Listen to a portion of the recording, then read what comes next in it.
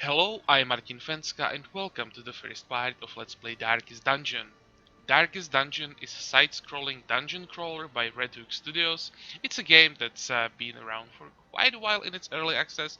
It's been almost, I'd say, like 2 years, but the full version was released recently, like less than a month ago, and I've been thinking about Let's Play of this game for quite a while. Just didn't want to make it during the early access. There were some pretty significant changes to the game, so probably the consistency of the Let's Play wouldn't be as good as I want it to be, but now when we have the full game available, it's finally time to make the Let's Play, and I have to say, this game is amazing. It's not overly complex, it's, I would say, basically simplified to perfection. You'll see once we get to the game that even if you have never seen the game before, you will quickly pick up how everything works, and you'll easily understand what I'm doing without too much explaining. But since it's the first part, I'll still explain basics to make sure everyone understands what's going on. But even though the game is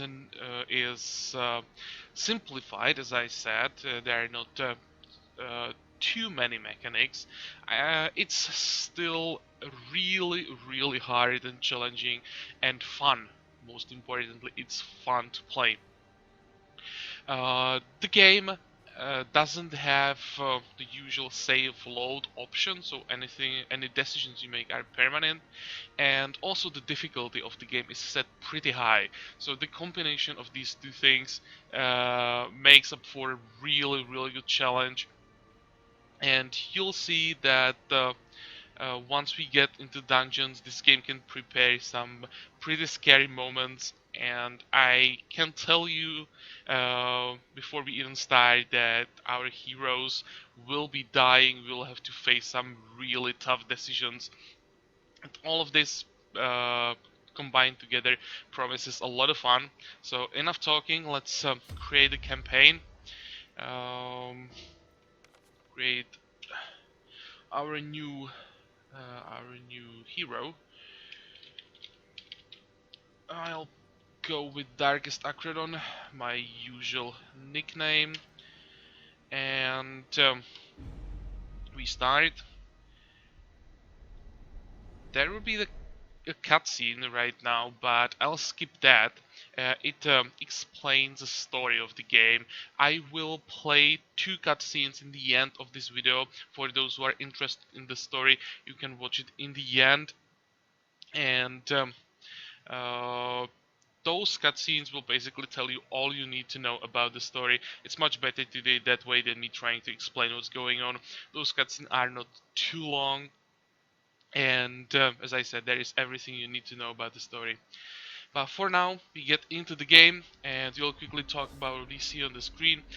First, we are in a quick tutorial mission that just introduces some basic mechanics of the game, but not all of them. So I will talk about what we can see on the screen here on the top half of the screen.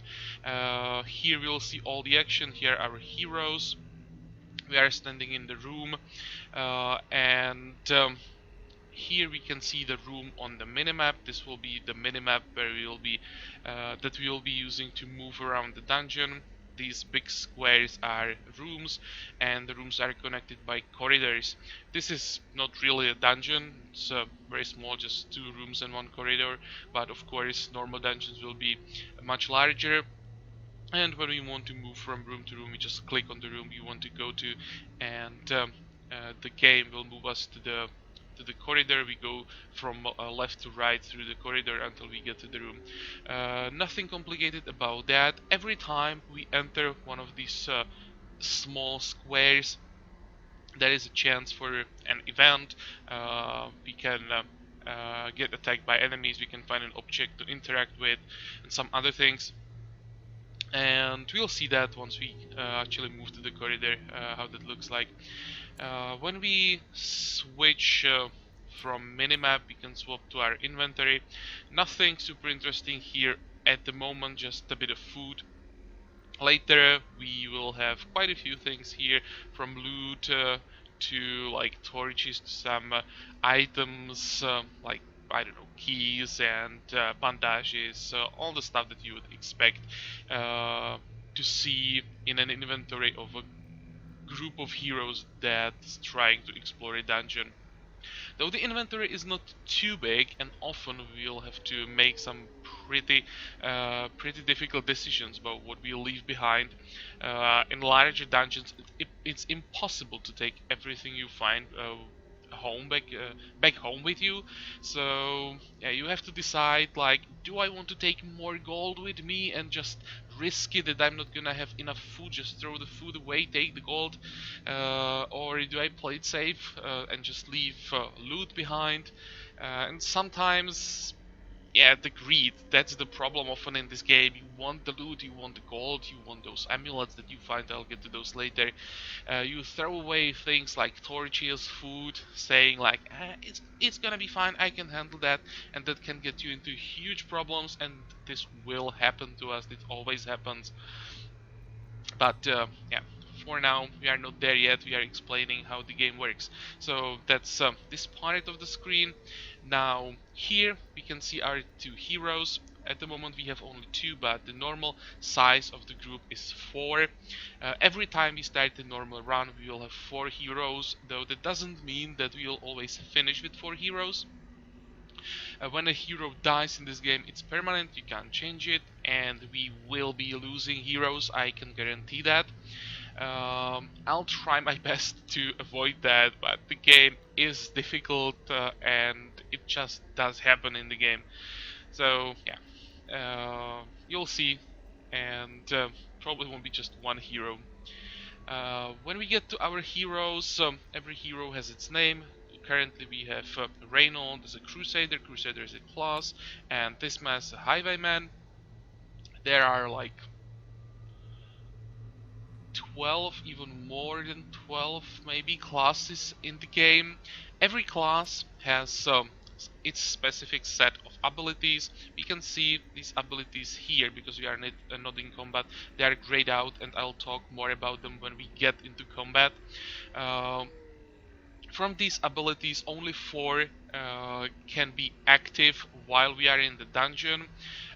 You can have all of them like available if you want to on each hero, but every time you go into the dungeon you have to pick 4 of them that you're gonna be able to use during the dungeon run. For another dungeon you can change those abilities based on for example specific party composition of, or maybe you didn't like some of them in the previous run, so you try others. But during the run, you have to stick to what you've chosen before you started the run.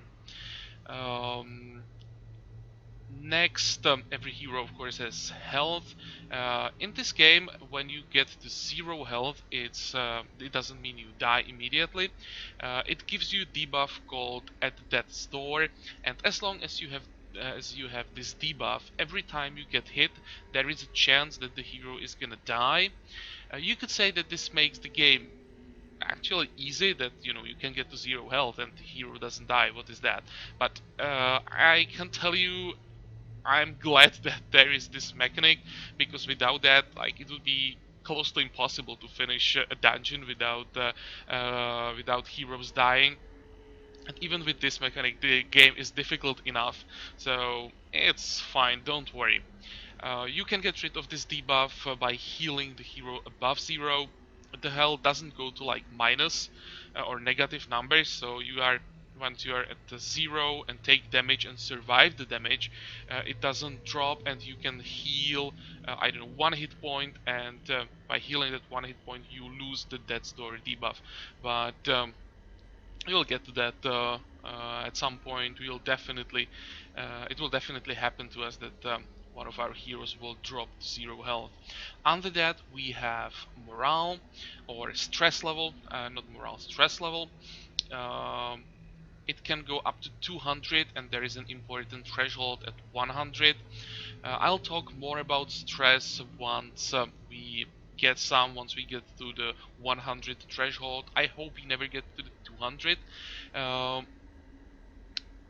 what I'm gonna say now about stress is whenever something bad happens to the hero or to the whole group, you gain some stress. You can lose some stress when something good happens. For example, you are successful or you deal successful critical hit. That reduces the stress a bit. But there is significantly more or many more things that increase the stress than options and things or actions that would decrease the stress during the dungeon run. And I'd say that managing the stress is actually more difficult than managing the health.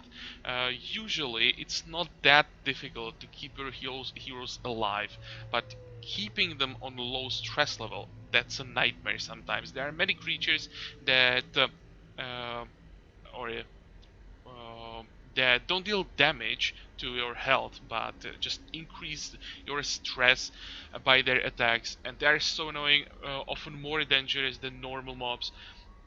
And you'll see that sometimes we'll desperately trying to keep the stress down, but yeah, sometimes it's just impossible, and it can cause a lot of trouble. But we'll see about that once that happen. Once that happens, I can't talk. Come on. Um, uh, Other stats our heroes have pretty self-explanatory. Accuracy, it's a chance to hit. Um, Zero doesn't mean that we have a hero, we have a zero chance to hit. It means that the modifier to base hit chance of specific attack is zero. So um, let's say the smite has accuracy base 85 with modifier to accuracy 0, it stays at 85. We increase this, it goes above 85. It can go down, and that would increase the base accuracy of the attack. Then we have crit chance, so a chance to deal some extra damage. Basic damage of our attack or of our weapon. Uh, and then we have dodge, chance to avoid damage completely, protection. Um, this reduces the damage taken. If we take damage, it's reduced by set amount of percent. At the moment we have 0, so if we get hit we take the full damage. And speed.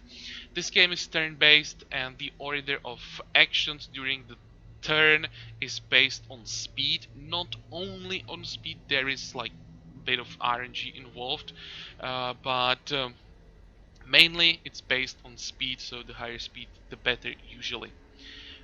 Then we have some gear, sword and rusty hauberk. In this game you can't actually find upgrades to your weapon and to your armor. The way how you improve the gear is in town you go to blacksmith and pay for upgrade, and he just makes you better gear. Though what we can find are amulets and talismans that can be equipped into these two slots, and there are tons of talismans, class specific talismans that can be used for every class, from simple things like flat damage increase or crit chance increase to things that improve our chance for, I don't know, scouting, or chance for buffs, or decreased chance that we get debuffed. And often it's very important to choose a proper set of amulets for every dungeon run. Every dungeon has its specifics. We'll see about that later, and it's important to take amulets that can help to like negate some of the most annoying things that we will meet in specific dungeons. So that's a big part of the game, choosing the right set of talismans for the whole group. What else? Probably one more thing that I can explain on the screen. Here, this indicator, it's a light level, currently on 100. With every move we make, this will go down, and it can be increased by mainly torches, or there are some abilities that increase this as well. And how this works: the higher the light level, the basically better or safer the dungeon is, the lower chance that we get surprised by monsters, and in general the lower chance that something really bad is gonna happen to our party. But with lower light level, you are getting more loot. So if you feel confident and want more loot, you can let the light level drop and go for the money. But in general, I prefer to go with the light level as high as possible, because as I already mentioned, the game is pretty difficult and you can't undo or change your decisions when something wrong happens. It happened, you can't change it. So in general, for me, it's better to go safe than be sorry. Um, but maybe we can try at some point how it works on lower level. And also there are some perks heroes can get that actually improve their performance when the light level is low. So it's even possible to create a group that will be better on when the light is low. Yeah, it's largely random what perks you get, so you'd have to be lucky to get the whole group that would perform well when the light is low. I will see about that. There is no point in thinking about it right now. So this is the first screen, and now I think we can move to the next room and try to finish this first quick run. Keep to the side path. The So hamlet is just ahead. we just move with either arrows or AD Dispatch this thug in brutal fashion, forward. that We all can may move hear also of your backwards in arrival. corridors, but usually it's a bad idea, because when you're moving backwards it actually gives you extra stress. But it can happen that you miss some object you wanted to interact with, so you can return. It is possible.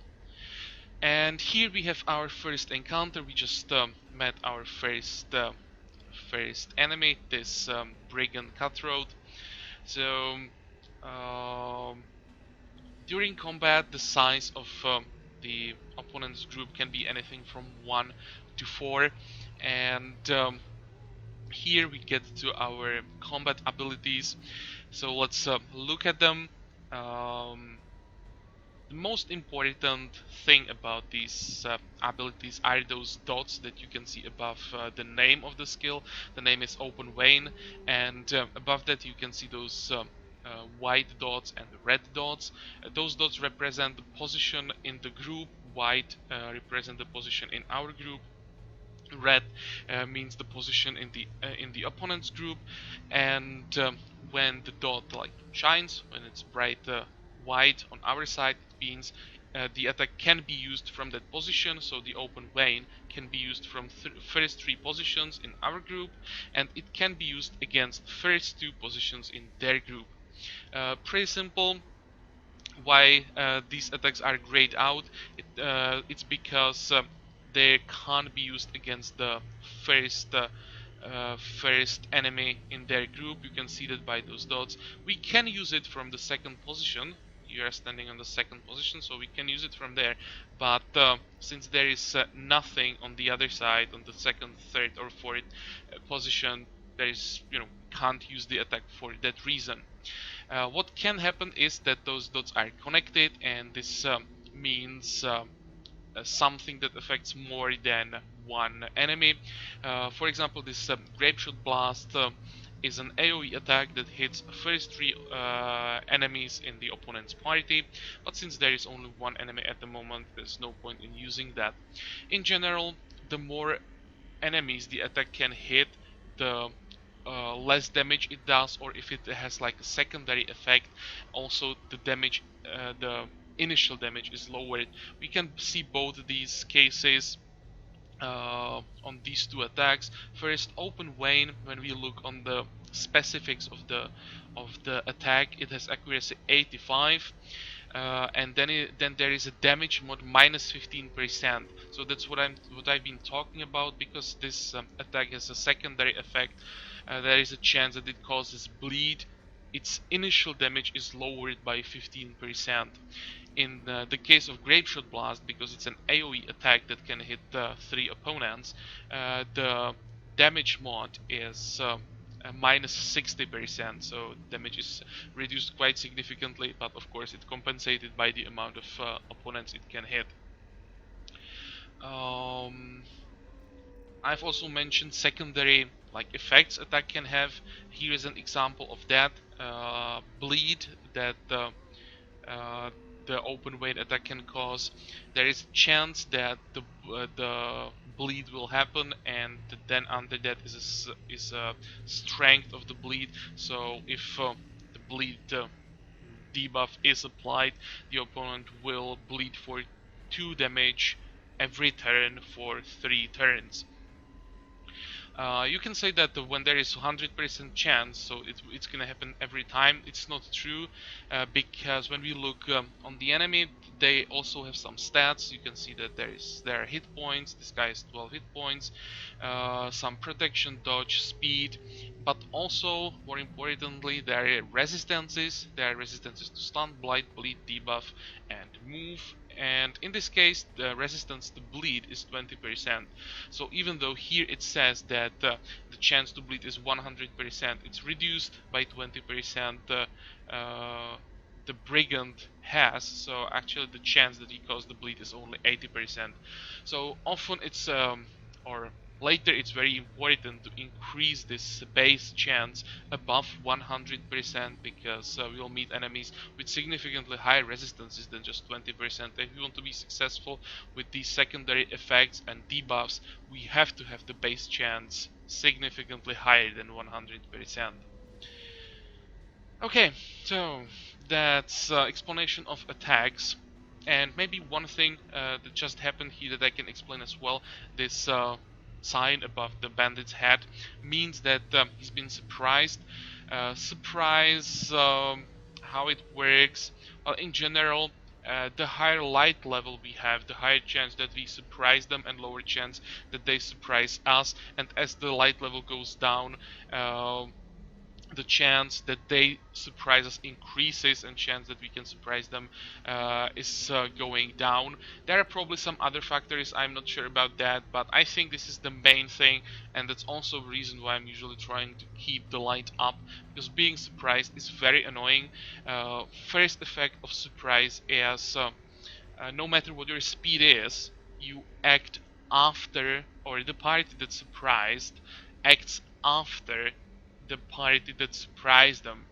So uh, when we surprise an enemy, we can use all 4 heroes we have against them, often killing some of them. So you can significantly reduce their strength before they can do anything. And when they surprise us, it's the same thing. They use everything they have before we can act, and that's quite unpleasant. And there is also another effect of surprise. It can cause us to like swap positions within the group, and the positions in the group in this game are very important. You usually have your tanks in front, then you have some range units and like healers and units that or heroes that do like debuffs and stuff like that are in the back. And when you get surprised and all of this gets shuffled around, you can get into trouble because suddenly your hero is in front, takes 4 hits, dies, then you don't have a healer, and before you just realize it, your whole group is dead, and it was all caused by one surprise. So it can be very dangerous, and it's indicated by the sign. Okay, so now let's try to get rid of this brigand as fast as possible. And you can see that he just resisted the bleed, so it's definitely not guaranteed.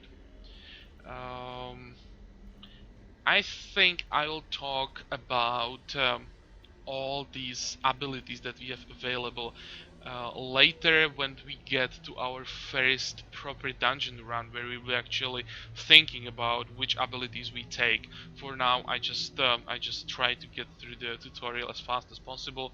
I'll use our main single target as a crusader, this smite, and try to finish off the brigand. Good. After every combat, if we win, of course, we get some loot, in this case 500 gold. And by the way, the whole tutorial mission is scripted, so this brigand is guaranteed, and they'll do this, always the same.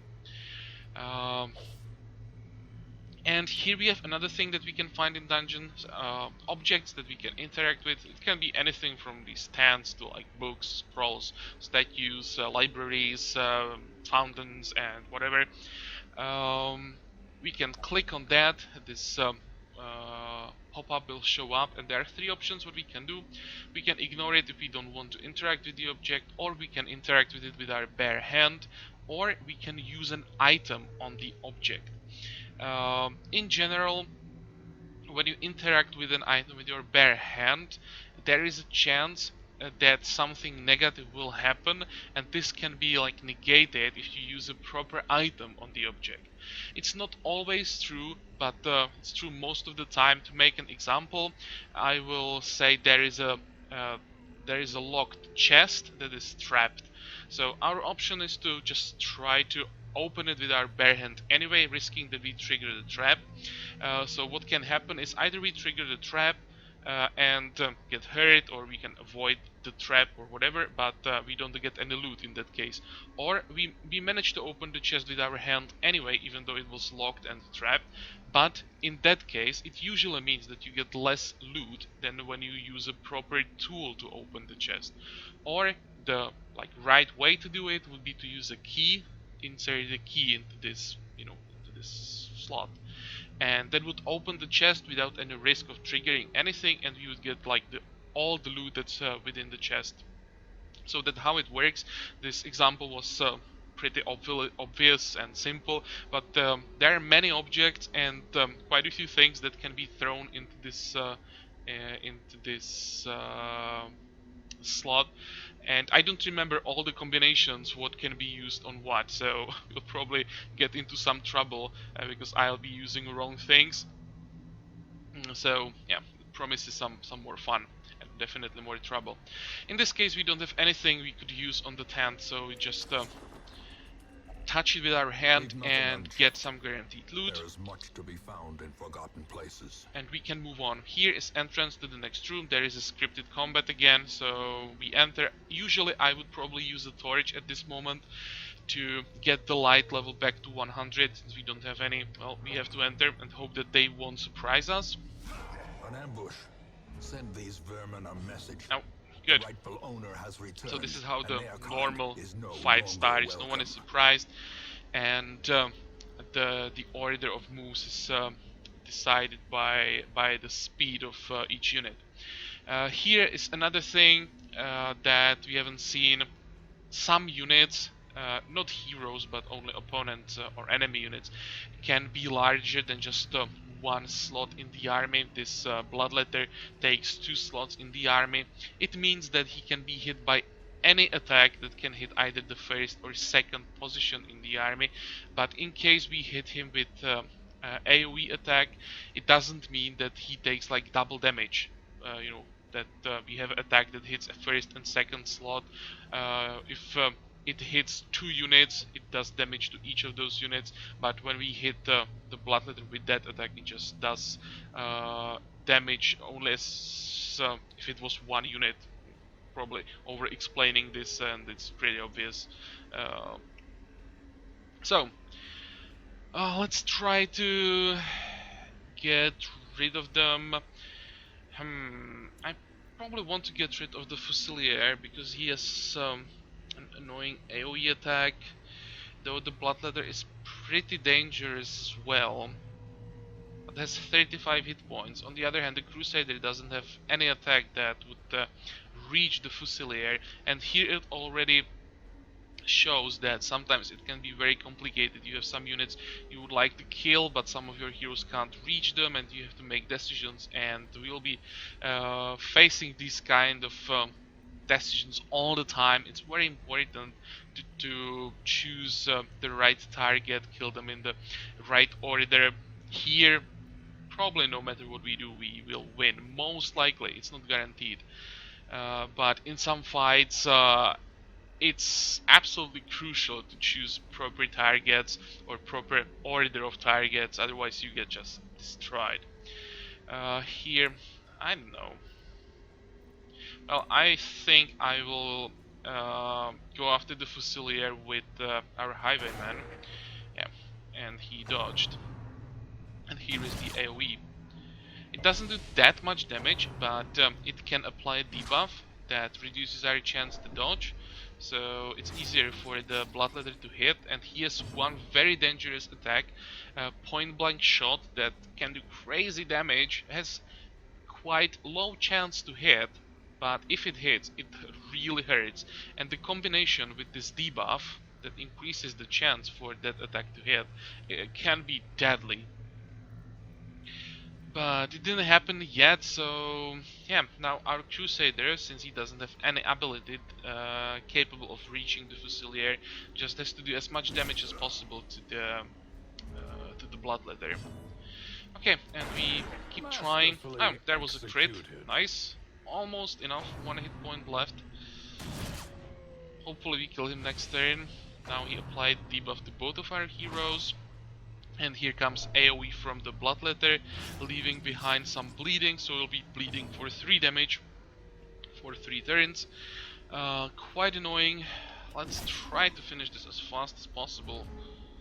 These bleeds and the things can stack up pretty quickly, and suddenly you are taking so much damage that you don't know how to handle it. Okay, here is the kill. Good, 1 down. And here is probably the last thing we're gonna talk about in this first part, that we're gonna explain in this first part, and that's corpses. When a unit dies, it leaves a corpse behind that stays on the slot where the unit used to be, and it's there until it's destroyed. When it's destroyed, units that were standing behind the corpse are moved forward. This wasn't always in the game. In the early beta of the game, enemies were not leaving corpses, and when this feature was added, it actually caused quite a bit of trouble to the developer, because people really didn't like it. It makes fights a lot more difficult, because often the most annoying units are in the back of the opponent's armies, and when there were no corpses, you just killed quickly first 2 units, and those dangerous guys were immediately moved forward, so it was easier to reach them. Now when you have corpses, it's not that easy to get those casters and things like that forward, so it's a lot more difficult, but it's possible to avoid these corpses when you kill a unit with a critical hit, or when it dies from bleed or blight. It doesn't leave a corpse, so often it's good to actually wait, for example, for a bleed to take to finish off a unit, so you don't have to worry about the corpse. And yeah, we'll often have to think about how we approach a fight. We want to leave corpses, or if we want to avoid them. Okay, so those are corpses, and we just got lucky with the critical hit. You can see that it improved our stress level a bit, reduced it by 4. Because we just won a combat, we have some loot. Here we have heirlooms. There are 4 types of heirlooms. Heirlooms are a currency that are used to upgrade buildings in town, and gold is a currency that we use to upgrade our heroes. So heirlooms for buildings, gold for heroes. And then we have a jade, but jade is basically 250 gold. You have no use for like precious stones in their original form. When you finish a dungeon, they're immediately converted to gold, so it's like 250 extra gold here. Of course, we take all of this, and we just completed our quest, but this doesn't mean that we have to leave the dungeon immediately. Often finishing a quest doesn't mean that the dungeon is explored to 100%, and when your group is in a good condition after you finish the quest, it's often a good idea to stay in the dungeon and explore it more, to get some more loot, to get some more items. And here I'll show you that here we would leave the dungeon. Here we'll stay in in this dungeon, and the reason why I did that is we still have a chest here. This chest, it's scripted, it's a locked chest, it's trapped a locked chest, but I think there is a small chance that we can get the loot from this, so I want to try it just in case. We don't have a key, but I'll try it with my hand. if we get damaged, doesn't matter. We'll be leaving the dungeon right after this. Oh, it's trapped, didn't work. Maybe they changed it and it's impossible to get anything from the chest anymore, but I always try. Okay, and the effect of the trap was a poison that we now have 2 damage for 3 rounds, every round for 3 rounds. So that's how traps usually work. Okay, now we can finish the quest. Here is our victory screen. This is a quest reward 5000. Here, this is the amount of money we get from all the loot that we brought back from the dungeon. So food was converted into money. This is the gold that we found, and jade was converted to gold as well. So this adds up 1860 to the 5000. And here are those heirlooms that I was talking about. There are 4 types. I of course don't remember all those names. How is it? Busts, uh, portraits, deeds, and crests. I think each building in town requires different combination of these heirlooms. And they are very important because we have to keep leveling our buildings. Without that, it's basically impossible to level our heroes or improve our heroes. So yeah, very important type of currency, these heirlooms. And one more screen here. Our heroes just got level up, and there is a chance that we get some perks after every run. It's random, it's not guaranteed. These perks can be positive or negative, or we can even get more than one. We can get both positive and negative at the same time. So in this case, only Reynold got something, and by clicking on this we can find out what's that gonna be. It's a positive one. Slugger plus 10% damage to melee skills, and since Crusader is just a melee class, this is actually really good, a really good perk to have on Crusader. So good one, really good one, nice. Okay, so we are done with the first mission. Now we can get to town. After every run, you get this log that shows up what happened. For now, we can only see that our heroes got to level 1, but later there'll be more things to see. And on the other side, we have the list of our goals that we have to complete in the game to actually finish it. Most of these are boss kills. I'll scroll down. All of these are bosses that we have to kill. And down under it, other set of goals is to get all classes to level 6, which is maximum level in the game. It may not seem like much, level 6, you know, it's not too much, but it takes a lot of time to get the hero there, and because heroes are dying often, it's not easy to get level 6, especially when you need to get it on all classes. Here we can quickly check which classes we have available in the game. Vestal, Plague Doctor, Occultist, Man-at-Arm, Leper, Jester, Houndmaster, Highwayman, Hellion, Grave Robber, Crusader, Bounty Hunter, Arbalest, and Abomination. So quite a few, each of them with a different playstyle, different set of abilities. So there are many options how to build a group and how to play the game. So that's the log, and now we are in town. All of these buildings we will unlock eventually. They are not available yet because we just started it, but as we go through dungeons we'll unlock more and more of them. For now we can only see graveyard. Here we'll see names of our heroes that perished during our unsuccessful runs. Ancestor memoirs. Here we can see cutscenes and like all the important info that we may want to rewatch, and here I'll show you those cutscenes that I've been talking about from the start of the video. And the last active building that we have at the moment is a stage couch, and here we can recruit new heroes. We will definitely do that. I'll grab both that are available, Plague Doctor and Vestal. Plague Doctor is like a class that uses buffs and debuffs and blinds, for example, and poisons. And Vestal is like main healer, I would say, of the game. But we'll talk about them more in the next part when we actually get to the first proper dungeon and we'll check their abilities. Uh, for now, there is one thing I want to show. That's how the heirlooms work. Here, here we can upgrade the building. Each building has its specific upgrades. For the stagecoach, there is stagecoach network that increases the amount of heroes that will be available here, and heroes barracks that increase the size of our roster. Currently the roster size is 9. With this you'd increase it to 12.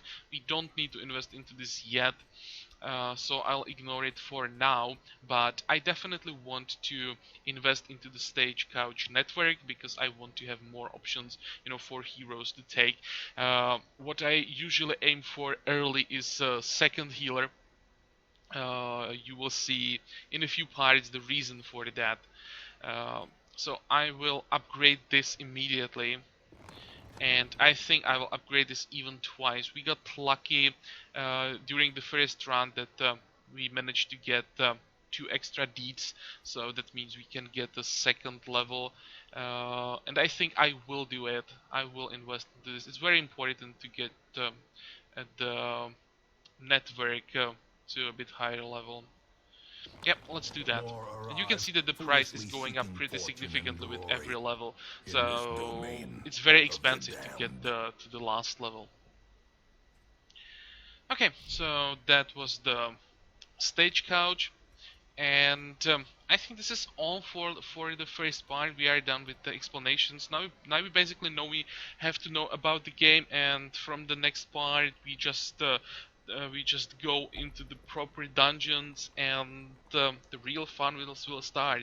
No more scripted stuff, and you'll see all the dangers that await us in the darkest dungeon.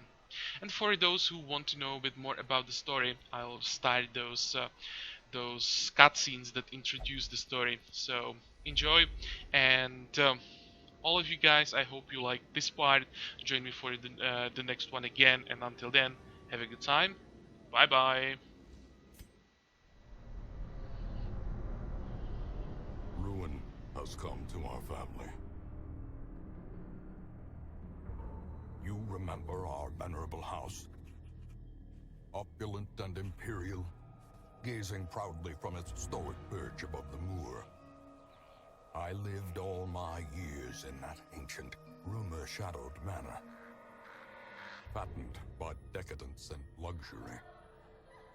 And yet I began to tire of conventional extravagance. Singular, unsettling tales suggested the mansion itself was a gateway to some fabulous and unnameable power. With relic and ritual, I bent every effort towards the excavation and recovery of those long-buried secrets, exhausting what remained of our family fortune on swarthy workmen and sturdy shovels. At last, in the salt-soaked crags beneath the lowest foundations, we unearthed that damnable portal antediluvian evil.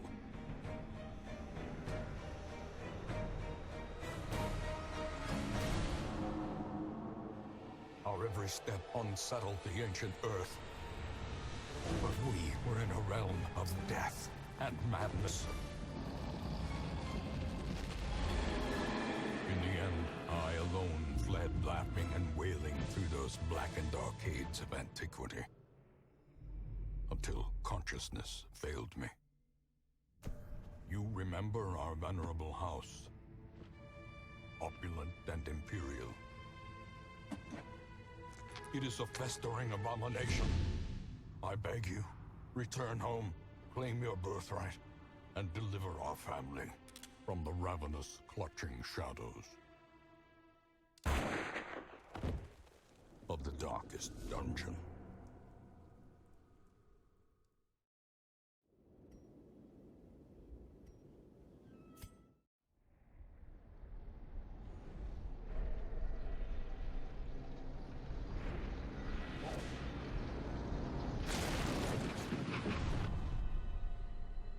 You will arrive along the old road.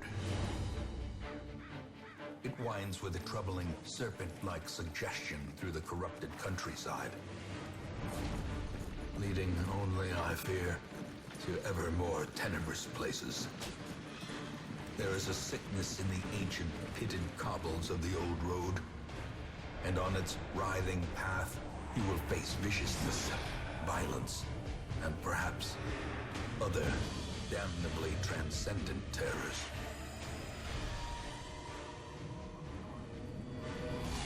So steel yourself, and remember there can be no bravery without madness. The old road will take you to hell, but in that gaping abyss, we will find our redemption.